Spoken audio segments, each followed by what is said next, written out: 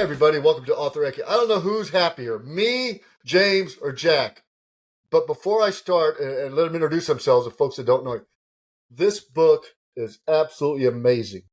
I told him I put it with Flags of Our Father, Higher Calling, all these great books that you want some motivation. It's not because the motivation of the Marines and the soldiers and sailors that after the bombing, what they did, that's the impressive part. That is the impressive part. And then some things you'll scratch your head going, how does our government exist? So, great. Well, which one of y'all want to take it over first? I guess I can kick it off, but thank you so much for having us. This is awesome. Always love to see James over here. We're going to be linking up here in the next few days for book tour. So I'm going to see you. Everything's kind of conflating together over the last 2 weeks of constant interviews, which feel very fortunate about.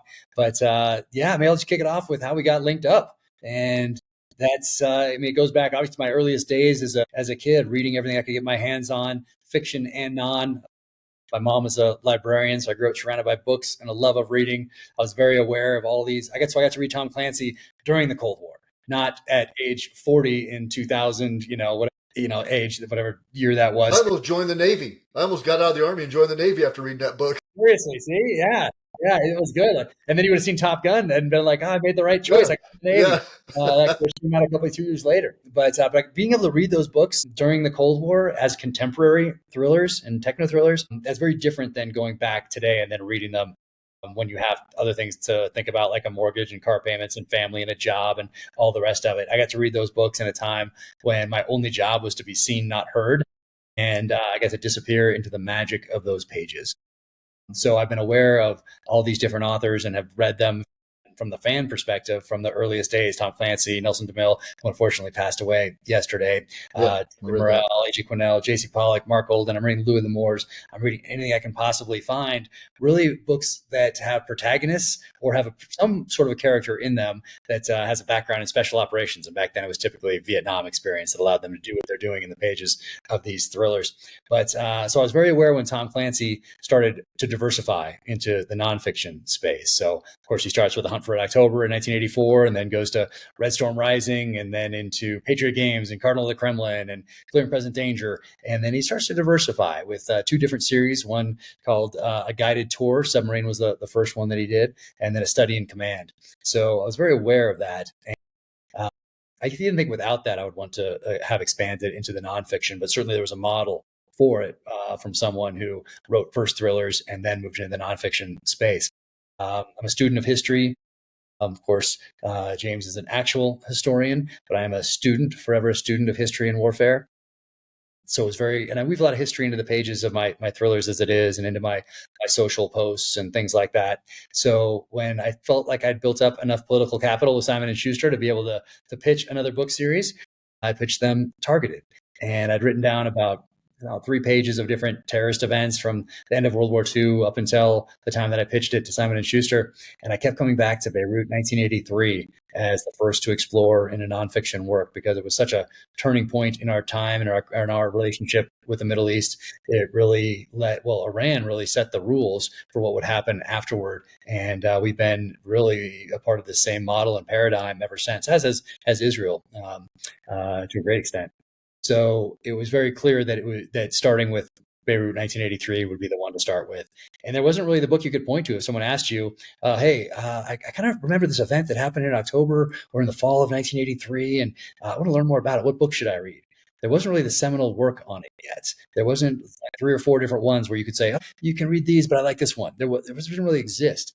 So that was also a compelling reason to start with Beirut 1983. I told Simon & Schuster on that call that I want to make sure this is done right. I don't want this to be pop history where I read a bunch of books and then kind of regurgitate what's in them and then add my analysis to it. I want this to be a real work of history. And I want to work with this guy named James Scott.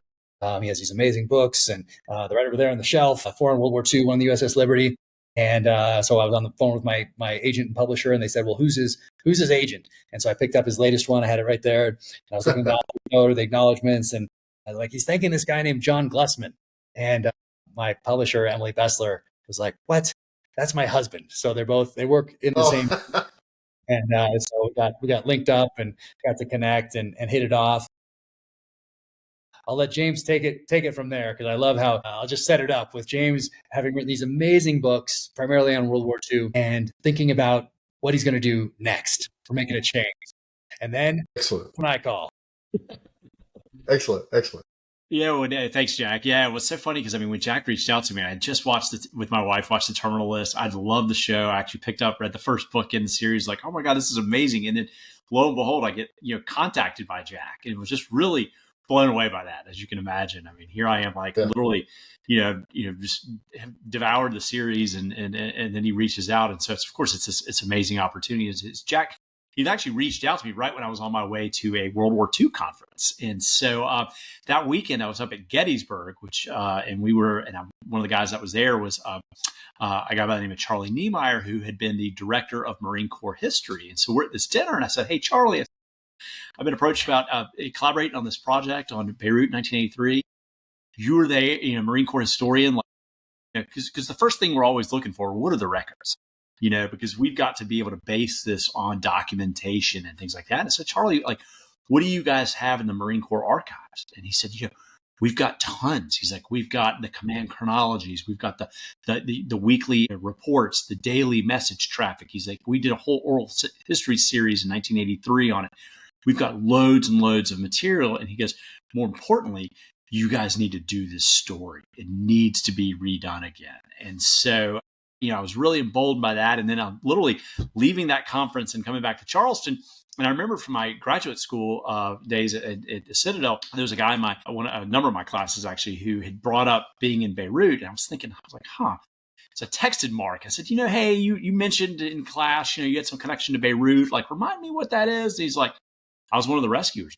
He's like, I was one of the guys that was on top of that pile digging people out. So I called him as I'm running between gates. I'm like, Mark, like, I've been approached about this project. Like, what's your take? Guys around and things like that. He's like, I can put you in touch with anybody you need to.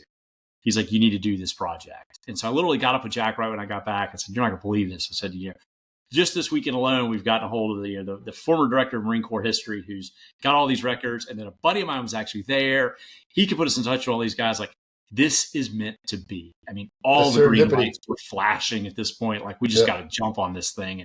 And literally, that's how it came together. I mean, it came together literally over the course of about a weekend, And as Jack noted, I mean, this really is the momentous time because, you're at the tail end of the Cold War and you're heading into, the fulcrum is shifting from the Cold War to what's going to be the global war on terror. And it all goes through Beirut in 1983. So, I mean, this was Jack's idea. It was his instinct to start there, and he was absolutely spot on because this is where it all goes. Yeah, it doesn't read like a history book. It reads almost like a thriller. The way that it's set up, you set it up. I don't want to get the whole thing, but then the event and then after, and the way that it plays through and the way the human interaction in the book is amazing. Those stories of 19, 20, 21-year-old kids, right? In a land that they probably never even heard of until they got off that ship. Or cultures that read some of their letters that you would put in there. Some of the culture and what they were seeing was like unbelievable. And then the sheer fact of what happens when warriors try to be peacekeepers. Yeah. History, I'll add one thing there. History, and I've been doing this for 20 years, I find you can get into really dry academic history, or you can, focus on who makes history. And I always say that the best history are ordinary people in extraordinary situations. And that's what all these young guys were. And so the idea was to kind of keep the spotlight there on their story and to tell it. And I always say too that, like, I compare writing history to feeding vegetables to my kids when they were little. I was like, you give them broccoli and they're like, ooh, but you cover broccoli with a bunch of cheese and they love it. And so if you can tell history in a storytelling format, which of course is Jack's expertise there, you got a great recipe to spoon feed people important information and stuff like that. And my dad was an Air Force guy, but Vietnam veteran, but he read World War II with a fever, both the European and Pacific. I mean, every book I think he ever read, everything that was on that war, and he explained it to us, right? The war and the differences and what happened. My mom was Rosie the Riveter, right? She built beat in California. So, but again, you guys did a great job. So I was sitting on the plane the other day, and there was this 1-year-old kid next to me who was crying. So I had the book, and I went like this. She was mesmerized for about 5 minutes. So you guys might have a future reader just based on flipping the pages. I like it. I like it. That's what we need as future readers with all these distractions around for kids and adults these days. But I was going to say that I'm still like that with the broccoli. I got to put the cheese on broccoli. Not when it comes to history, but when it comes to actual broccoli. I'm just like the kids. I'm just like a child in that respect. But when you mention those kids, when you mention like other kids, like 18, 19, 20-year-old kids, like you just mentioned, I remember one of the first letters that James sent me had a like Polaroid attached to it. This guy like standing in front of a Jeep. And I thinking, gosh, I would have thought that guy looked so old back in 1983 as a kid. Well, look, if I saw that picture in a Newsweek or in a Time magazine or on a newspaper and now I just think, I think how young that guy was. And that was one of the first ones that you sent me. And I read that letter. But it's still the same way today. That's the other side of this, and there's so many parallels to what's going on in the world, there geopolitically, but also with that same U.S. service member. That same U.S. service member that was on the ground in Beirut is that same one that was at Abbey Gate, the same one that's deployed around the world. There are hundreds of bases that we still have around the world today, and it's that 18, 19-year-old kid with a rifle that's off safe, finger on trigger as a vehicle of some sort approaches a checkpoint that they're standing. And it looks like it might be laden with explosives or just have bad suspension. But that's still the final decision maker in a chain of decision makers that starts with the president of the United States up here. And when we talk about Afghanistan, we talk about having hope in that same U.S. service member. When this bomb goes off in Beirut in October 1983, you have dentists and clergy and someone who's supposed to be developing film in that basement. They get up and they run to the sound of that explosion, and they do everything they can to save as many of their brothers in arms as possible. Some holding security because you don't know if there's another follow-on attack, digging through that rubble with their bare hands, with K-bar knives, with a shovel, maybe with a crowbar if they could find something to pry something out of the way. And that's the same response you got at Abbey Gate in August of 2021. That bomb goes off and kills 13 American service members, scores of civilians as well, wounding also, maiming, and same thing. People blown off their feet, people that hear it from across that runway, they get up and they run to the sound of that explosion, try to save as many of their brothers, and in that case, sisters in arms as they possibly can. So it's that same U.S. service member that's also put in a tactically disadvantageous position, an untenable position in both cases. And they're the ones that really feel, and their families that feel the results of those decisions made in air-conditioned offices thousands of miles from the battlefield, or perhaps a potential battlefield if they're about to be committed there.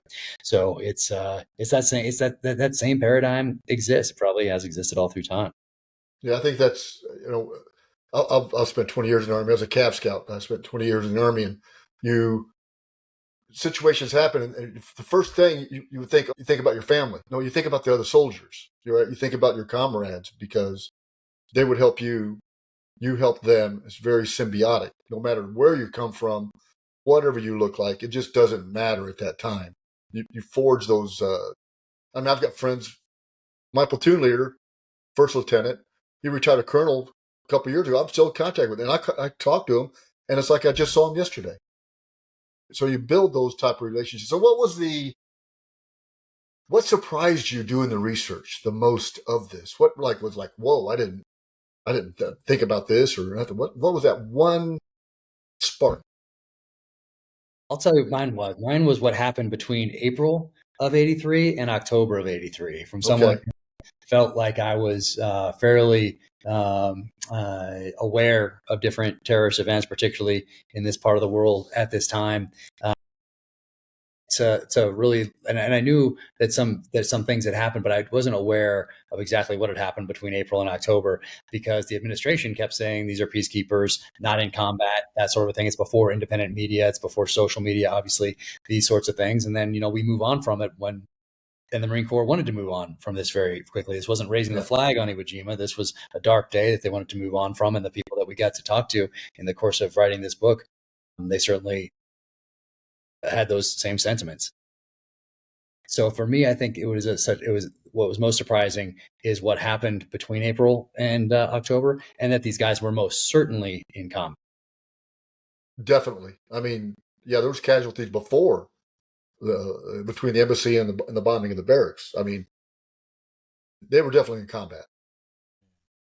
I don't know if it's something that surprised me. Is something that I'm just grateful for, that I think we had such terrific cooperation from the Beirut veterans and from their families, their wives, their kids, we even talked to some of them's parents. I mean, that for, when Jack and I are coming in, you're coming in on a story like this and you're asking people to tell you about the worst day of their life. And, Yeah.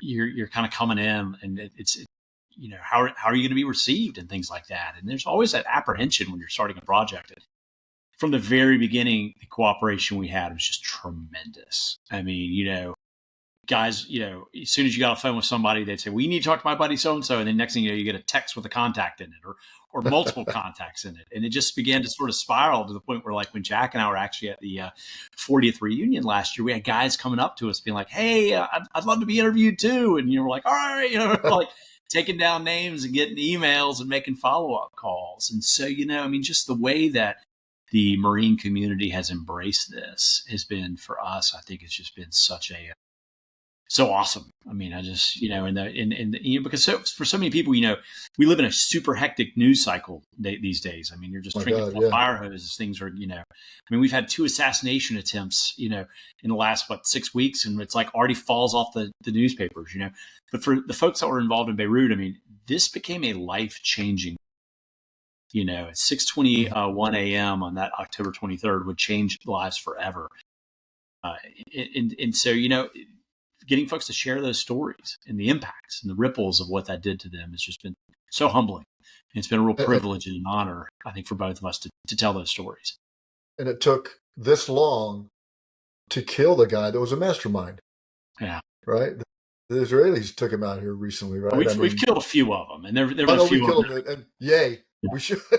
There've been a few of them killed, but we should on a regular cycle. We should get them on like a cadence where they know what's going to happen. They just don't know who. One of the lead planners was, killed in Damascus, Syria in 2008. We talk about him in the book, but that's a long way removed from 1983. Yeah, they had plenty of time to. So you talked to the families. I know you guys just had a rabbi. You just talked to one of the rabbi that was awesome. I mean, this guy was phenomenal. He got his camouflage armor guy, I guess. That was an amazing part of the book also. He's an awesome dude. Yeah. What do you want people to get out of the book? Not that it was a no doubt, but what do you want to get folks out of the book when they read it? I know what I got out of it is a sense of, there's still patriotism. There's still that inner drive that wants you to help other human beings no matter what. And you look down and you're bleeding. You don't even know where it's from, but you don't care. You want to help those soldiers, those Marines, the sailors, right? You want to be able to help them. What do you guys want to have folks leave the book and say, you know what? Yeah, it was a bad day, but, Yeah, no, it's the Beirut Veterans of America have a thing that they say about our first duty is to remember. And so that's the first thing. And it's not just this event. It's our duty as citizens to go back and know not just our history, but history from around the world, so we can take those lessons and apply them going forward as wisdom. And we neglect to do that as a country fairly regularly, not good at it at all.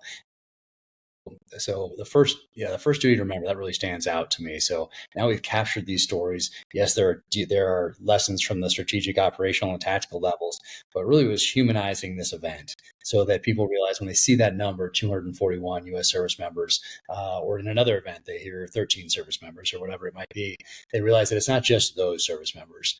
It's the ones that are affected by it, that were there, that are dealing with that will deal with the emotional and physical trauma of that event for the rest of their lives.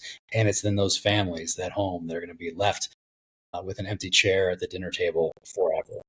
So it's the multi-generational effects of decisions that are made at the executive level. So having to put in the requisite time, energy, and effort to really understand the nature of the conflict to which you're about to commit U.S. forces. And you better think on it long and hard before you do that, because there are going to be multi-generational effects to that decision that are very personal. So humanizing it was very important. And I hope people take that away. Yeah, I wrote a World War I book, and I tell people it's not a war book. It's a book about war. And the soldiers, the family, the people who live in the war zone, everybody's affected. And so it's that's what it's about. not just, war book.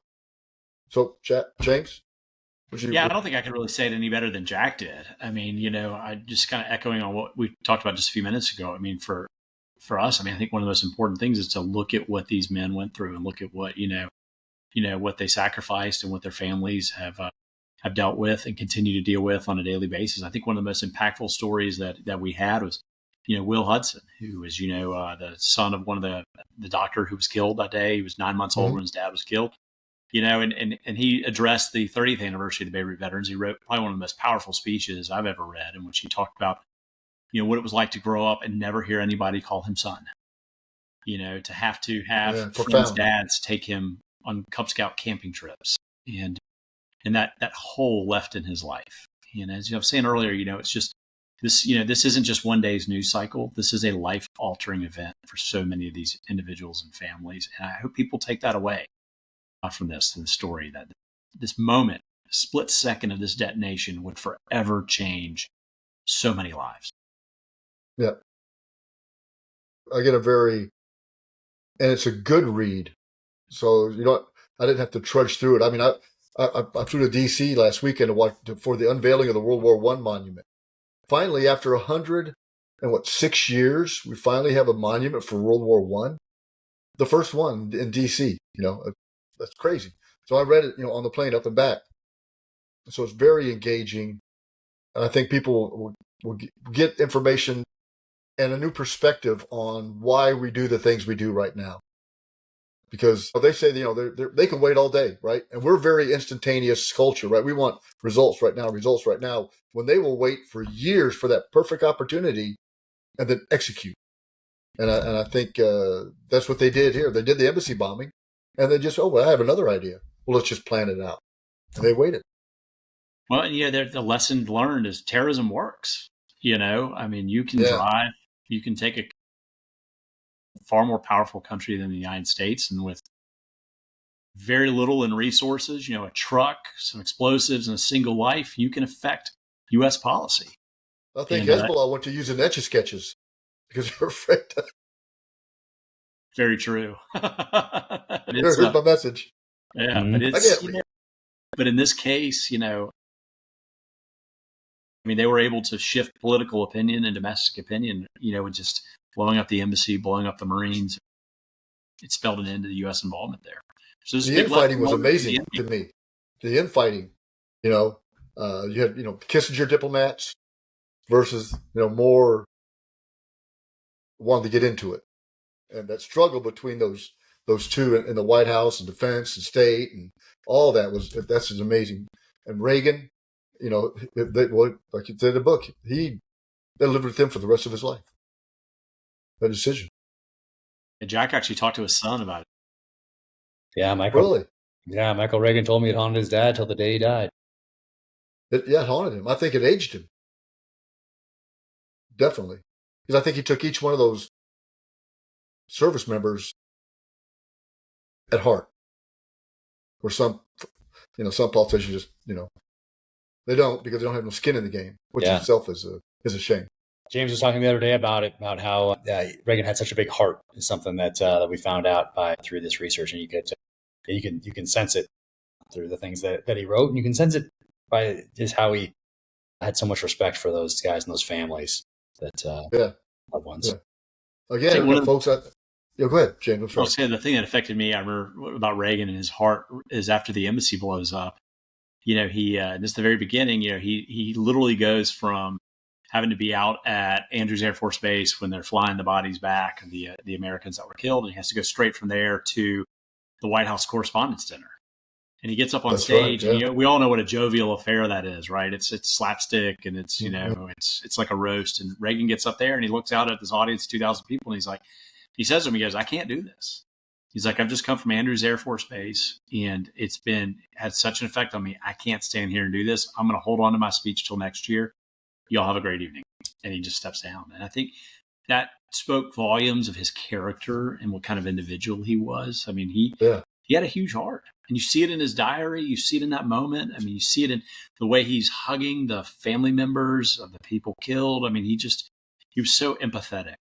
And I think Nancy really helped him during that time too, to stay grounded in that from the politics perspective. I think she really helped him during that period of time. Well, they were at Augusta, right? He was golfing, or it was at night, but he was golfing the first time off. There'd been a hostage taking that day before out in Augusta. I mean, it was like that was Grenada, the busiest weekend, and then Grenada too, the busiest weekend ever. Man, he's just like, I just want to play some golf. Come on now.